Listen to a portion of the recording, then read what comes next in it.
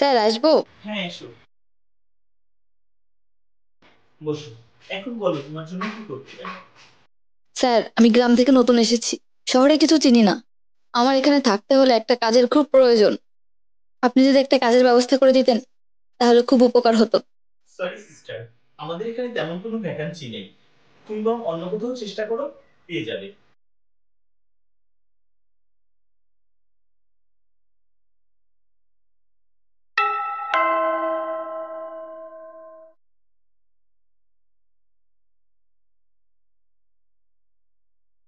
হ্যাঁ বলুন, কি চাই? ম্যাডাম বলছি, আগে একটু জল খাওয়াবেন? হ্যাঁ আসুন, ভিতরে আসুন। আসুন, বসুন এখানে।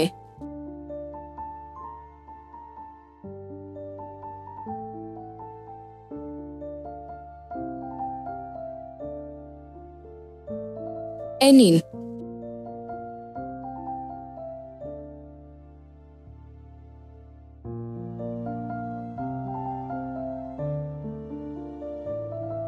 হ্যাঁ এখন বলুন, কি হয়েছে? ম্যাডাম, আমি আমার মেয়েকে নিয়ে এই শহরে নতুন, অনেক জায়গায় কাজ খুঁজেছি, কোথাও পাইনি। যদি একটা কাজ দিতেন, আমি যে কোনো কাজ করতে পারি, বাড়ির কাজও করতে পারি।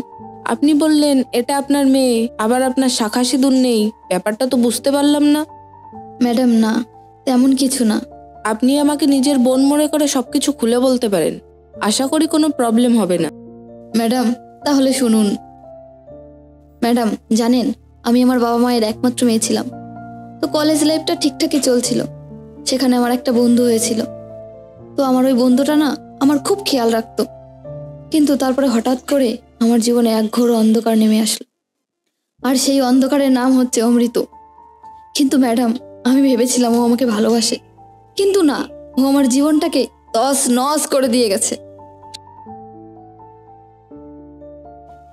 দীপ, ওটা সাথী না? হ্যাঁ তাই তো মনে হচ্ছে। কিন্তু ওর সঙ্গে ওই ছেলেটা কে?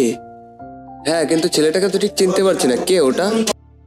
রাজ, তাহলে আজ আসি রে, ভালো থাকিস, কাল দেখা হবে। ঠিক আছে, সময় মতো চলে আসিস। আচ্ছা।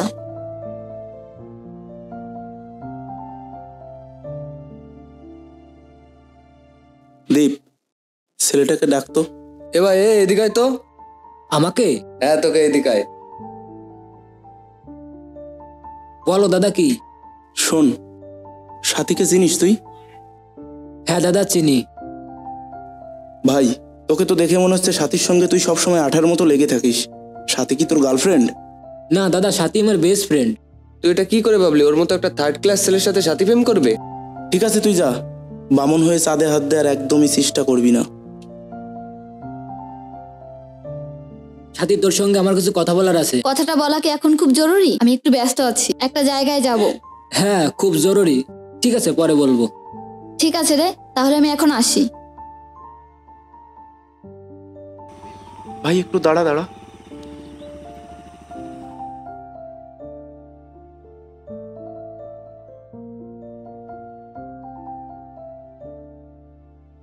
Bro, mission complete.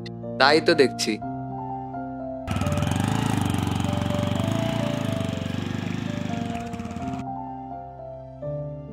হ্যালো রাজ, কোথায় তুই? আমার সঙ্গে একটু দেখা করতো, তোর সঙ্গে আমার ইম্পর্টেন্ট কথা আছে। আমি বাড়িতে আছি, আমার আসতে একটু লেট হবে। আর বল, কি এমন দরকারি কথা?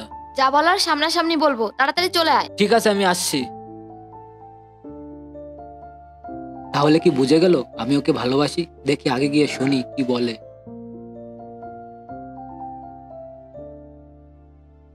কি দরকারি কথা বলতে পারো? রাজ, তুই আমার বেস্ট ফ্রেন্ড, তোর কাছে তো কোনো কিছুই লুকাই না, বল। আর আজও লুকাবো না, আমি না প্রেমে পড়েছি। যাক, তাহলে শেষমেশ আমার মনে কথাটা হয়তো বুঝতে পেরেছে। আচ্ছা সাথী, কার প্রেমে পড়েছিস? ওর নাম অমৃত। আরে এই রাজ, কি হলো তোর?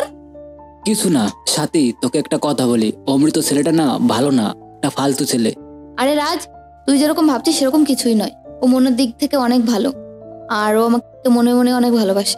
আর ও যে আমাকে ভালোবাসে সেটা ওকে দেখলেই বোঝা যায়। আমার একটু আর্জেন্ট কাজ আছে, আমার বেরোতে হবে, যাই রে। যে তোর সবসময় পাশে থাকে তার ভালোবাসা বুঝলি না? যার তোর সঙ্গে ঠিকঠাক 15 দিন কথা হয়নি, তুই তার ভালোবাসা বুঝলি? হায় রে মেয়ে মানুষ, থাকতে বোঝে না, হারিয়ে গেলেই খোঁজে।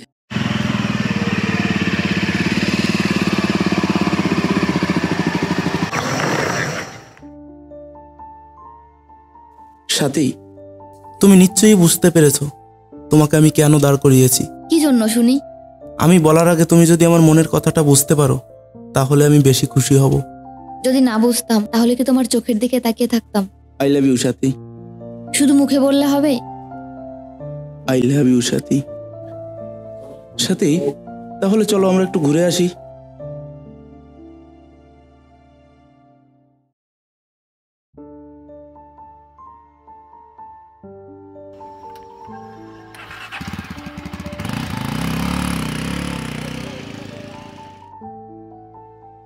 অমৃত, বলো, আর্জেন্ট ডাকলে?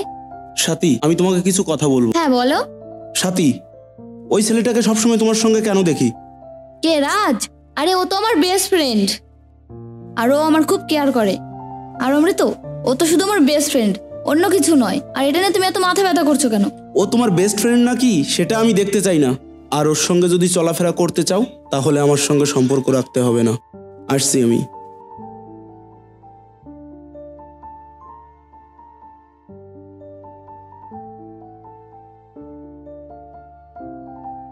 কি রে সাথী, কখন থেকে তোর জন্য রাস্তায় দাঁড়িয়ে আছি আর তুই এখানে দাঁড়িয়ে আছিস? দেখ রাজ, আমার জন্য তোকে দাঁড়িয়ে থাকতে হবে না। কি বলিস এসব? তোর মাথা ঠিক আছে? যেটা শুনেছিস ঠিকই শুনেছিস। যে সিদ্ধান্ত নিস না কেন ভেবে চিন্তে নিস। শোন রাজ, জীবনটা আমার, তাই সিদ্ধান্তটাও আমার। যদি কোনো ভুল করে থাকি তার মাসুল আমি দেবো, তুই নয়। তুই তো আমার বেস্ট ফ্রেন্ড, তাহলে তুই আমাকে একটা হেল্প কর। তুই আমার সামনে কখনো আসিস না, আর আমি চাই না তোর জন্য আমার আর অমৃতর মধ্যে কোনো ঝামেলা হোক। ঠিক আছে সাথী, আজকের পর থেকে তুই আমাকে আর কোনোদিন দেখতে পাবি না। সারা জীবনের জন্য তোর চোখের সামনে থেকে সরে যাবো। ভালো থাকিস আর নিজের খেয়াল রাখিস। অমৃত, আমি রাজকে বারণ করে দিয়েছি, ও আমার সঙ্গে আর মেলামেশা করবে না। সাথী, এটা খুব ভালো করেছো। আর শোনো, আজ আমাদের বাড়িতে কেউ নেই, তুমি চলে এসো। অমৃত, তুমি তো বোঝো আমি একটা মেয়ে মানুষ, এভাবে হুটহাট করে যেতে পারি বলো?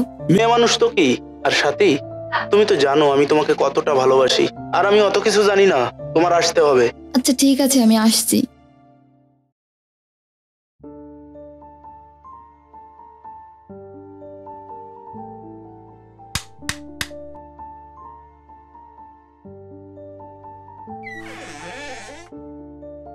আচ্ছা, তুমি চলে এসছো?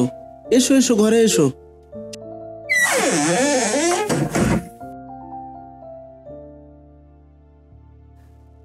এখানে বসো। সাথী, তুমি তো জানো আমি তোমাকে কতটা ভালোবাসি, কিন্তু তুমি আমাকে কতটা ভালোবাসো? আমিও তোমাকে অনেক ভালোবাসি অমৃত। আমার প্রতি তোমার বিশ্বাস আছে? বিশ্বাস আছে বলেই তো ভালোবাসা আছে। আর যদি বিশ্বাস না থাকতো তাহলে তো ভালোবাসাই থাকতো না। অমৃত, এটা তুমি কি করছো? কেন আমি এটা করতে পারি না? না মানে বিয়ের আগে এটা ঠিক নয়। তোমার তো আমার প্রতি বিশ্বাস আছে, তাই না? তুমি দেখবে এই বিশ্বাসের মর্যাদা আমি কখনো লঙ্ঘন করব না।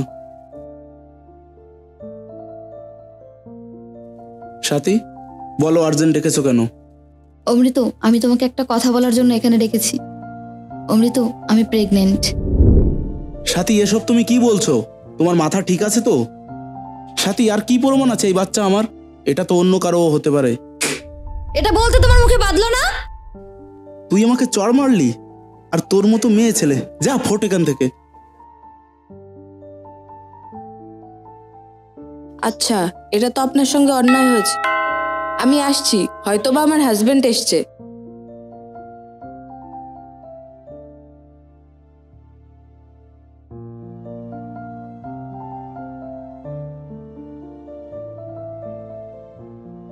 ব্যাগটা আমার কাছে দাও।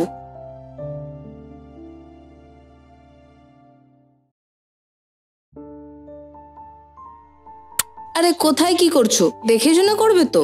আমি আমার বউকে চুমু দিচ্ছি, দেখার কি আছে? সাথী, সাথীর এই অবস্থা কেন? রাজ, কি হলো তোমার? তুমি দাঁড়াও, আমি আসছি। সাথী, তুই এখানে? রাজ, তুমি কি ওকে চেনো? হ্যাঁ বিপাশা, আমি ওকে ভালো করে চিনি। ও, তাহলে তুমিই সেই রাজ। হ্যাঁ ম্যাডাম, এই সেই রাজ। ম্যাডাম, আমি আসছি, ভালো থাকবেন।